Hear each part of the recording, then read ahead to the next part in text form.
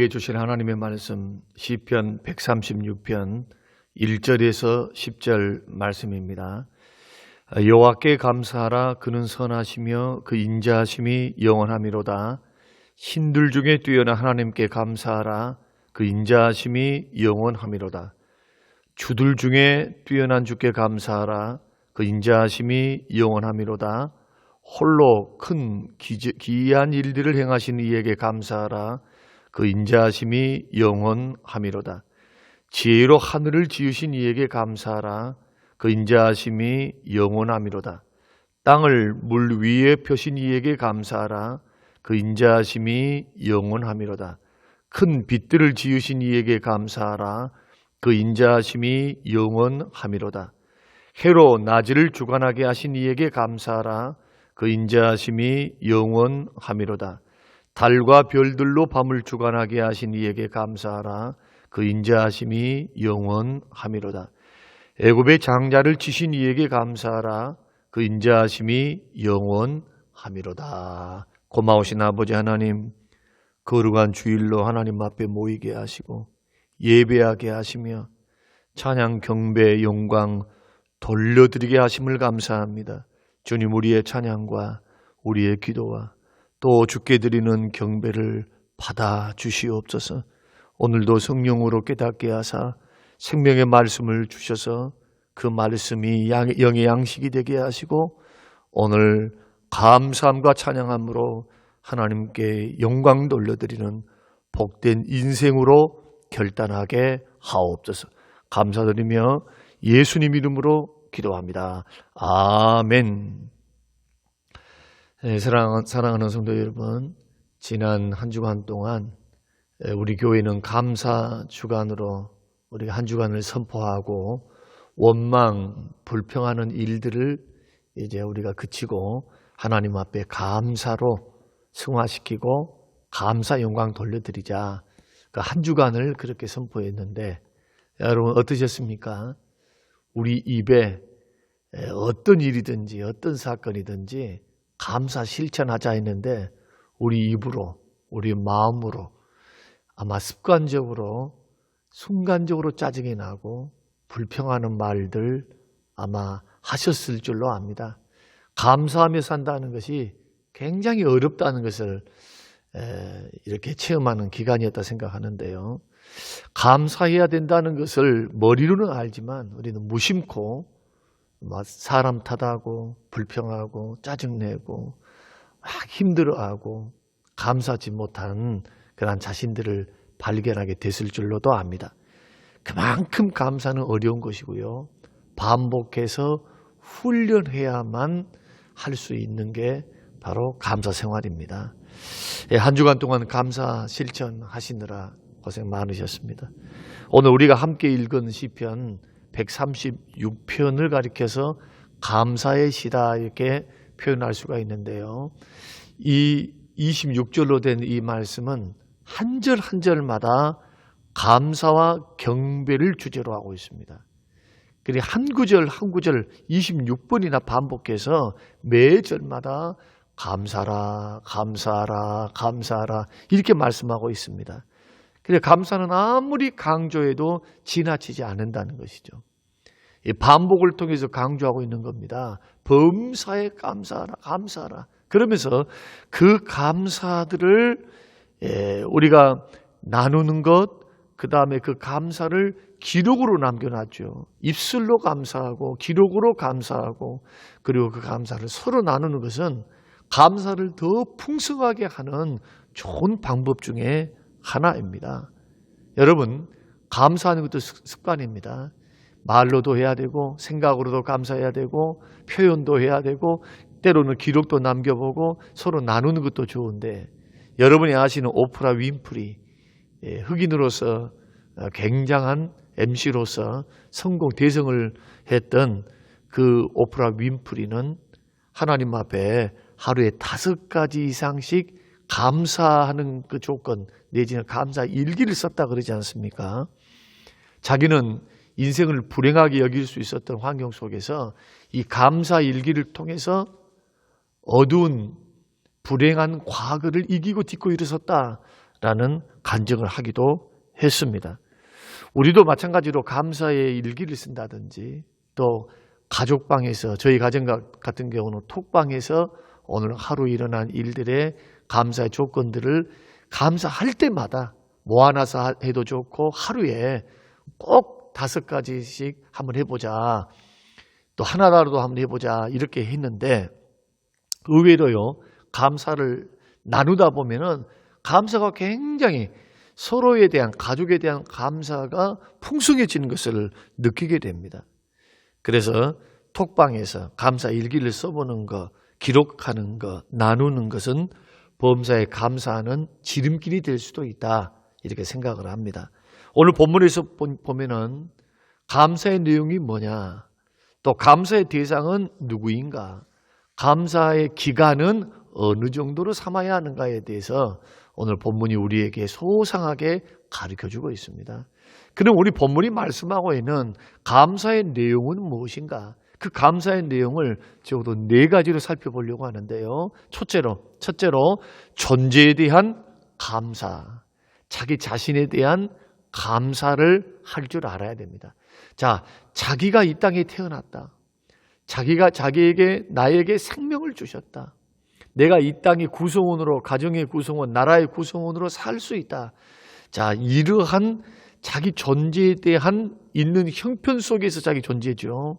자기 지금 있는 존재에 대한 감사를 할 줄 모르는 사람들은 놀랍게도 다른 환경에 대해서도 감사할 수가 없어요.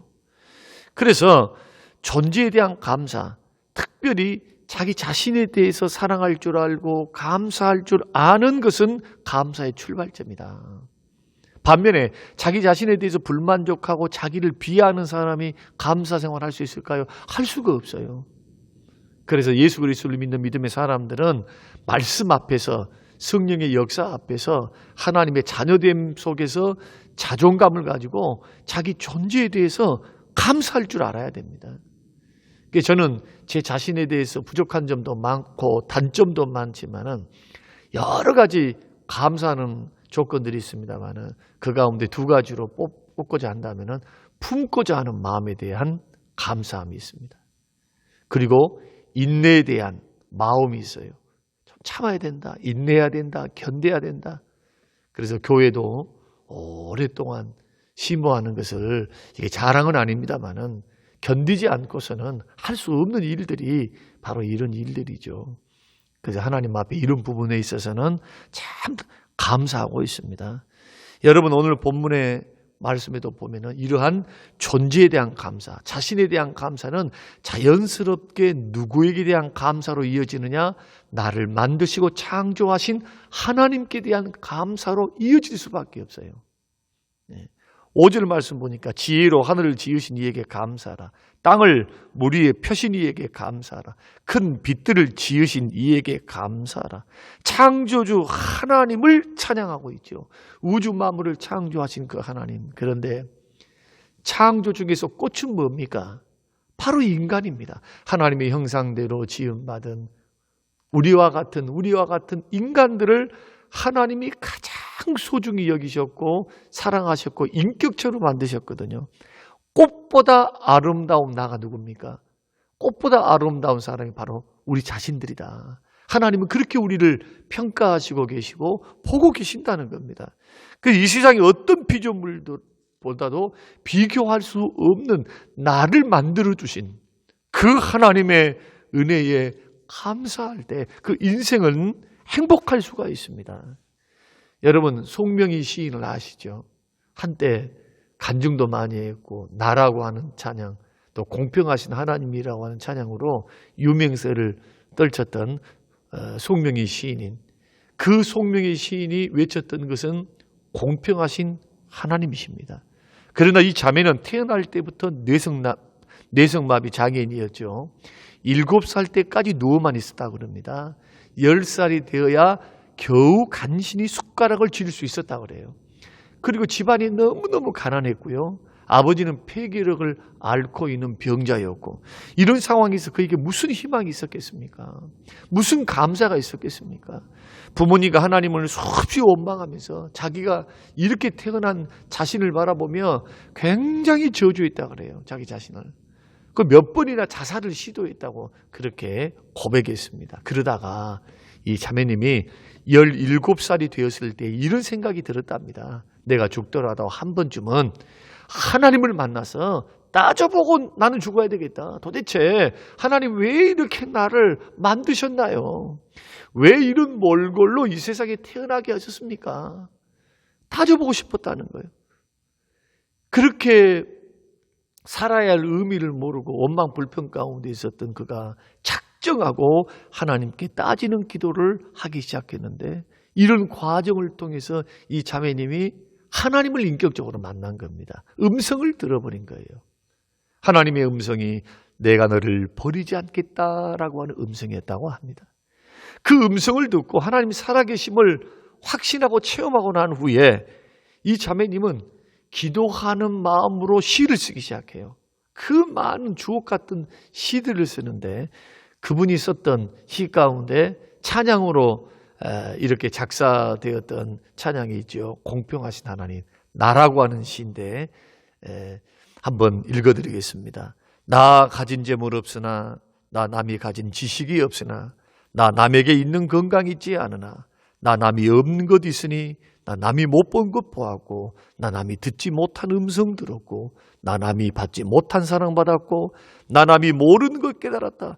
공평하신 하나님이 나 남이 가진 것 나 없지만 공평하신 하나님이 나 남이 없는 것 갖게 하셨다. 여러분 한번 생각해 보십시오. 마음대로 걸을 수도 없습니다. 움직일 수도 없습니다. 자유롭게 말할 수도 없습니다.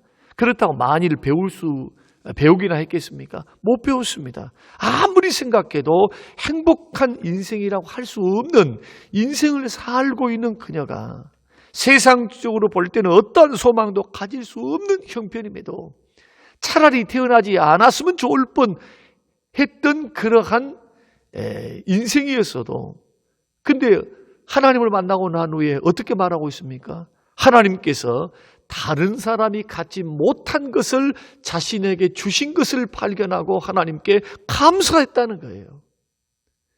덜도 말고 더도 말고 하나님은 공평하시다.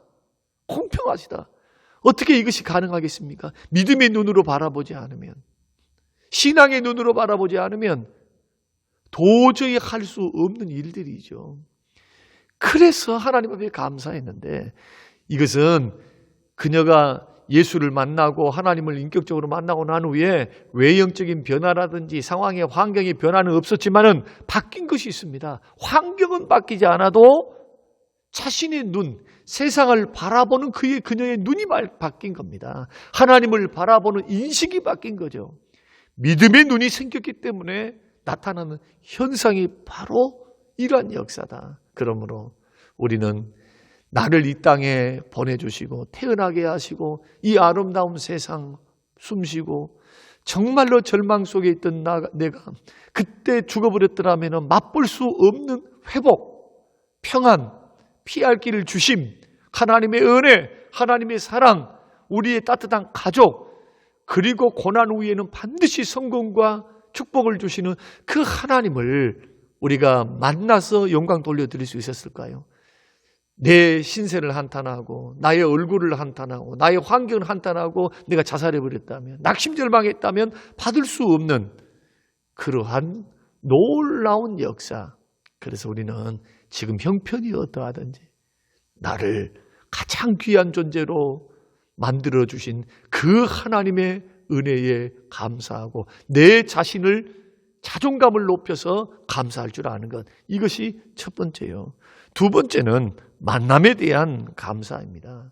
우리가 2021년도에도 수없는 사람을 만났습니다. 그 만남, 앞으로도 수없는 사람 만날 것입니다. 그러나 우리가 2021년이라고 하는 이 코로나 시기에 우리가 만나야 했던 가족들, 그 주변의 사람들 많겠지만, 그러나 내 뜻과는 상관없이 만나게 되는 악연들도 있습니다. 여러분, 내 뜻과는 상관없이 만나게 된 그 사람들 한번 주목해 봐야 돼요. 그 사람이 좋은 사람이든 아니면 나를 힘들게 하는 사람이든 거기에는 하나님의 만남에는 하나님의 섭리가 있습니다. 여러분, 요셉 보십시오. 형들을 만났죠. 그러나 그 형들은, 들에서 만난 형들은 요셉을 시기해서 이집트의 종으로 팔아버렸습니다. 자기의 의지와는 상관없이 보디발의 집으로 팔려갔습니다. 거기에서 보디발의 아내도 만났죠. 그 만남을 통해서 다시 한번 큰 시련을 당하죠. 겁탈이라고 하는 누명을 쓰고 왕의 죄수들이, 중죄인들이 갇혀 사는 그런 감옥에 갇히게 되죠. 자신의 의지와는 관계없습니다. 여러 죄수를 만났습니다. 거기서 술 관원장을 만났죠. 그리고 결국에는 꿈을 해석하고 그 해석에 의해서 파라오의 꿈을 해석하는 일들을 통해 그 악연이 결국은 어떠한 역사를 이루었습니까? 요셉은 자신의 의지와는 관계없이 하나님이 펼쳐놓으신 그러한 섭리 안에서 그의 삶을 이끌어가는데 이것이 바로 하나님께서 그 요셉을 총리로 세우시는 과정이었다는 겁니다. 그러니까 이러한 형들과의 만남, 보디발의 아내와의 만남, 술 관원장과의 만남, 그 과정에는 분명히 오해도 있고 아픔도 있고 시련도 있고 또 미래가 암담해서 도저히 살 소망이 없는 그런 어려움이 있는데 가만히 하나님의 손 아래서 보니까 이게 전화위복이 되었다는 거예요.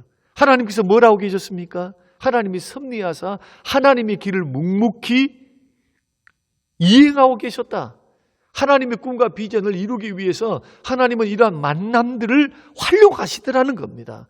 그러므로 특별히 교회 안에서의 만남을 소중히 여기셔야 해요. 이 하나님의 섭리를 모르는 사람은 원망불평합니다. 그런데 하나님의 섭리를 아는 사람은 감사할 줄 알아요. 특히나 교회 안에서 사랑의 관계가 아니고 나를 힘들게 하는 사람, 이런 사람 만날 수 있어요. 목회자도 그럴 수 있고요. 여러분도 그럴 수 있습니다. 나하고 별로 맞지 않고 나하고 별로 호감이 되지 아니하고 생각도 뜻도 방향도 맞지 않는 사람들 우리 만날 수 있습니다. 그러나 이러한 사람들을 통해서 하나님은 어떻게 하시느냐? 나의 모난 성품을 다듬어 가십니다. 모난 나를 깎으시고 그리고 나를 성숙하게 만들어 가시는 섭리가 있다.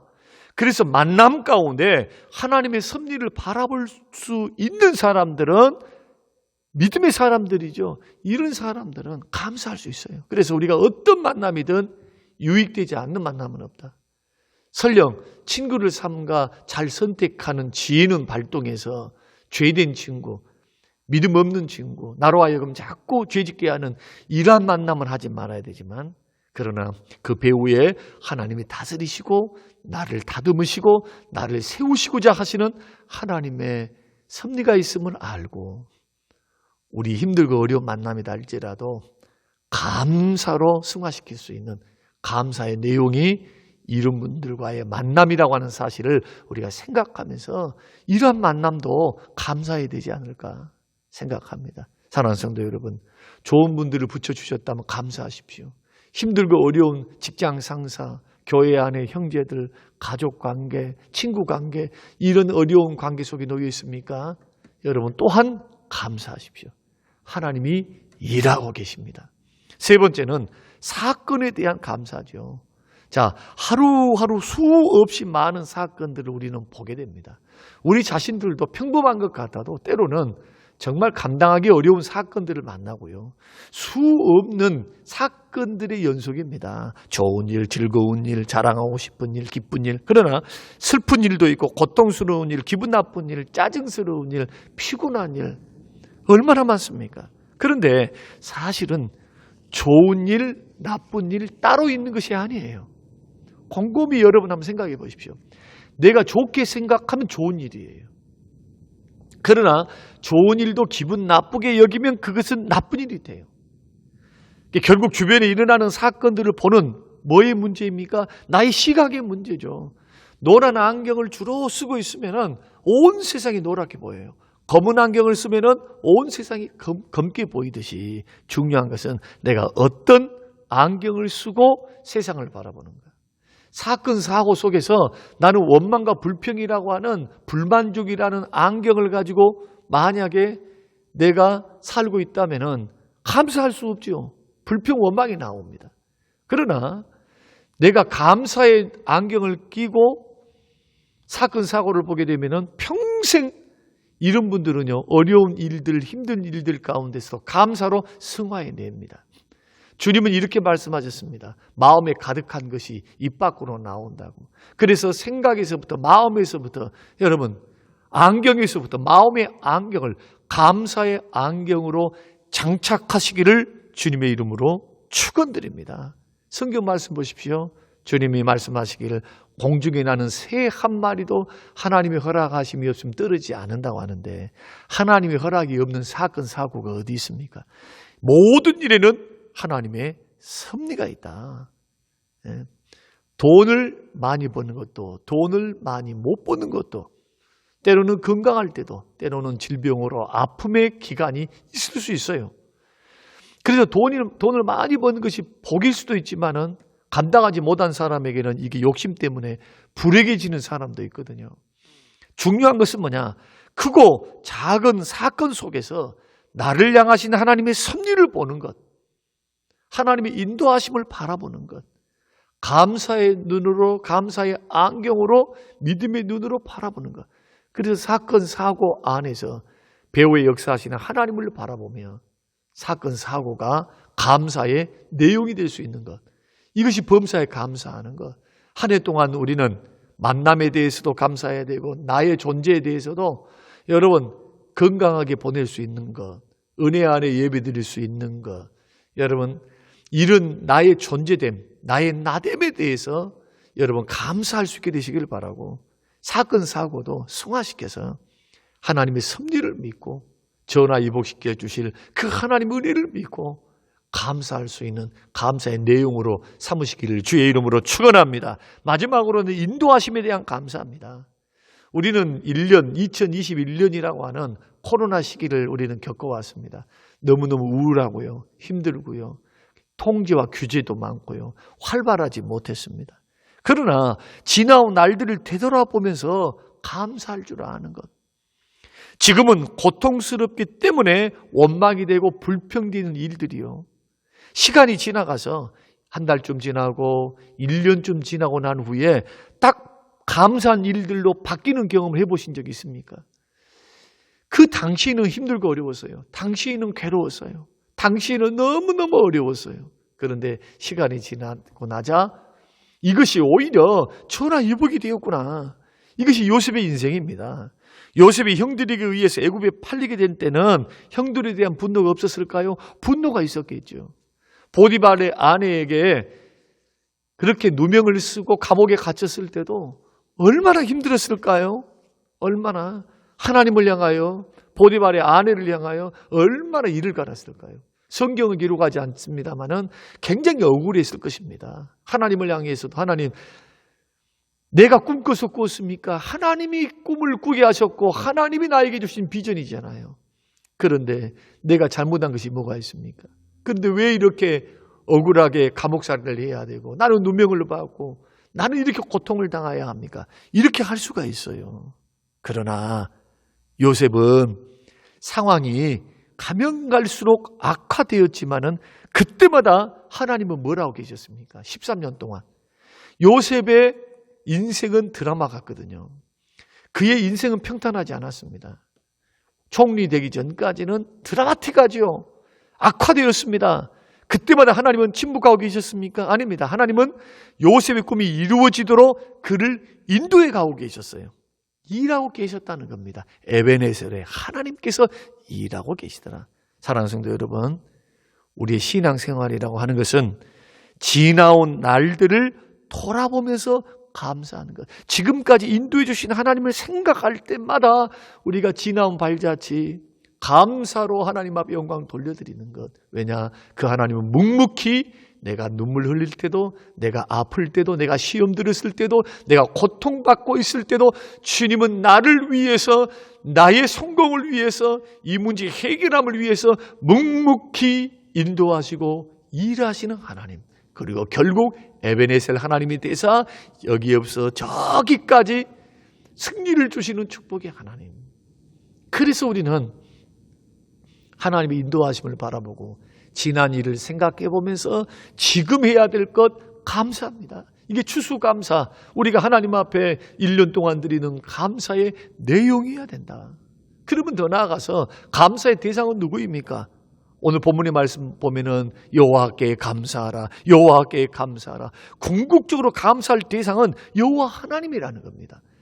이 땅에 나를 태어나게 하신 분도 하나님, 수많은 사람들의 만남을 통해서 나를 성숙시키시고 연단하시고 다듬으사 정금 같은 인격과 믿음의 그릇으로 세워주신 분도 하나님, 크고 작은 사건들을 통해 나를 지켜주시고 나를 인도해 오셔서 합력까지 선을 이루신 분도 하나님.